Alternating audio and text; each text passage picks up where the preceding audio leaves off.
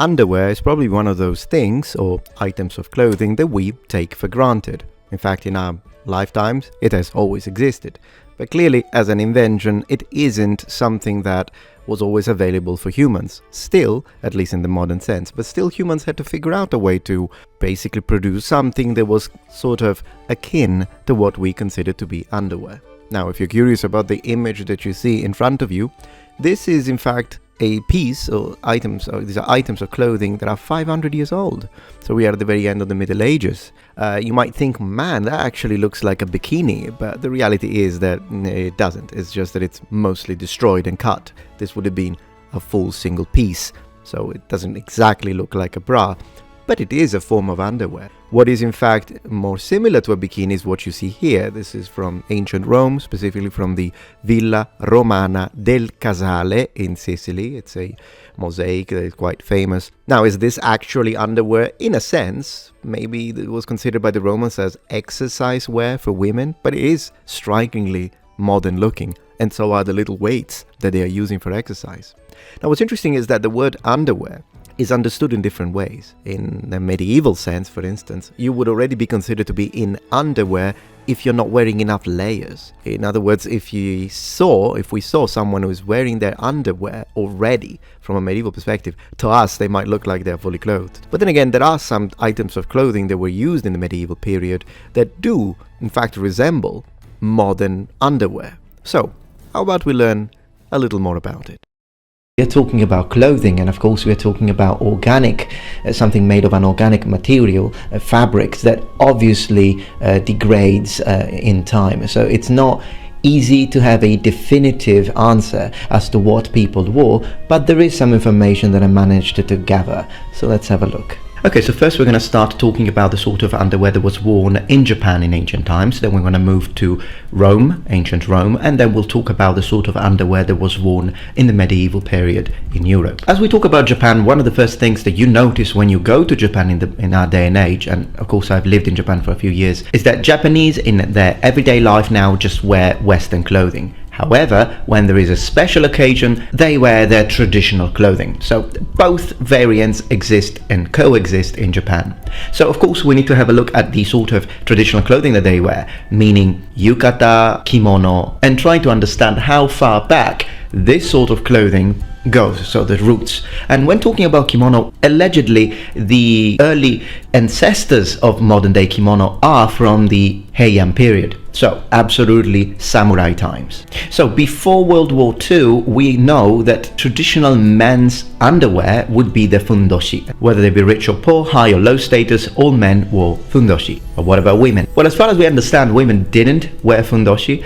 So the question should be, what do women wear even today under a kimono? And generally speaking, traditionally speaking, a woman wouldn't wear anything under a kimono. Now, with that being said, when I say anything, she wouldn't wear anything, I mean from a underwear point of view. But there are lots of different layers of clothing that are worn underneath a kimono. You know, wearing a kimono is quite complicated. And the closest garment to the skin is called a hadajuban. So this, in a way, might be considered a sort of undershirt. I wouldn't really call it underwear, but it's an undershirt, and it's the closest thing that a woman wears, at least if they do it traditionally. In our day and age, you might wear undergarments and then this and then the kimono, but in the old days, most likely this would have acted as the undergarment. So this is the closest thing that we can consider to be ancient Japanese underwear for women. And of course there are some variations, some are one whole piece and others are two separate pieces. An interesting thing that I'd like to point out though is the existence of sarashi. Now if some of you watch anime, you probably are familiar with what a sarashi is, at least if I show you, and it's the sort of cloth, usually made of cotton or linen, that will be wrapped around the body under a kimono or under any kind of garment. It will be wrapped tightly around the midriff up to the chest. Now historically this could be worn by both the samurai, allegedly to resist injury in a way, and by women, although they're for a different reason, because depending on what time we are talking about, there would be periods of Japan where fashion sort of dictated that a slim figure was considered more fashionable, and therefore this would help, of course. Okay, so what about Rome? Well, in Imperial Rome, we know that both men and women were known to wear simply wrapped loincloths. What were they made of? Well, you see, it's not easy to know, because this is, of course, as I said, organic material, but most likely would have been linen, as that was readily available to most people in society. But you have to understand that in ancient Rome there wasn't one universal concept that everybody abided to. Some people might wear something, some people did wear underwear, other people didn't. Everything was acceptable. Now, what's interesting is that one thing we know for sure is that if you look at the ancient mosaic, particularly in Sicily, in Villa Romana del Casale, we see what Roman women, at least aristocratic Roman women, wore while they were training, and it's incredible because it's very, very similar to what women wear in our day and age. I mean, this picture really surprised me when I saw it, and I actually did visit the place and saw it. Now, obviously, we don't have to imagine the bra to be elastified like it is today, and the same for the underwear. But it does look very reminiscent of what women wear in our day and age, so probably the fashion hasn't changed that much. Again, we don't know if everybody wore this or if it was something specific to the Roman aristocracy. Again, this is a Roman villa. This is where rich families from Rome went on a holiday in Sicily, but still, there are also items that they are using that look very, very familiar to our modern day and age. So sometimes we just think that some fashions or some objects belong to the modern time, whereas they don't. They've been around for a while. So just wanted to show you this one because I thought it was very interesting. Now, in the medieval period, women of the period might have worn a breast band. Again, probably made of either linen or leather. There is one archaeological find that can help us understand a little bit the situation in an Austrian castle in 2012, which consists of lots of underwear that was preserved in a sealed off vault, and it looks a lot like modern day brasseries and underpants. So we do know that these sort of garments that now we take for granted have definitely been around since the 15th century. Was this specific to the upper class because it was particularly expensive, or was it readily available to the common people? Unfortunately, we don't know.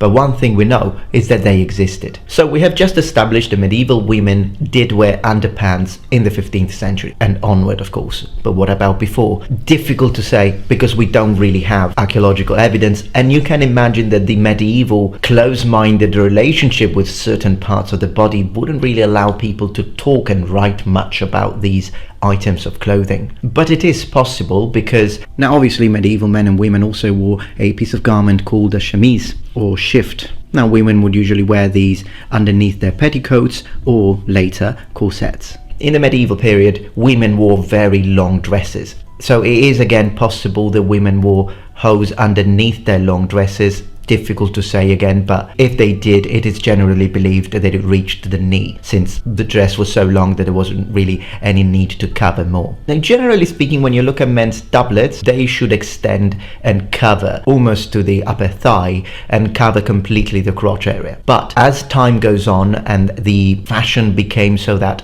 men's doublet had to extend only a little past the waist, then we have the introduction of the codpiece, which was used to cover the gap between the hose and the crotch, because again in the medieval fashion you never really show that part of your body as you're walking around. Now, when talking about underwear in ancient times, one cannot do that without mentioning the Egyptians, the ancient Egyptians, particularly Tutankhamun. Now, in his tomb they found 145 linen loincloths. And I mean, I have like, I don't know, 20 pairs of underwear, and I thought I had a lot. Close examination of this sort of undergarment worn by the king showed that the linen used had 200 threads per inch. If you compare that to the average Egyptian sort of loincloth, then that would only have 50. If you appreciate my content so far and wish to help ensure my ability to continue to tell it how it is, regardless of any possible backlash, please support this channel on Patreon. Any support helps me and my team of academics keep the channel strong and gives us the means to fight back against the political rewriting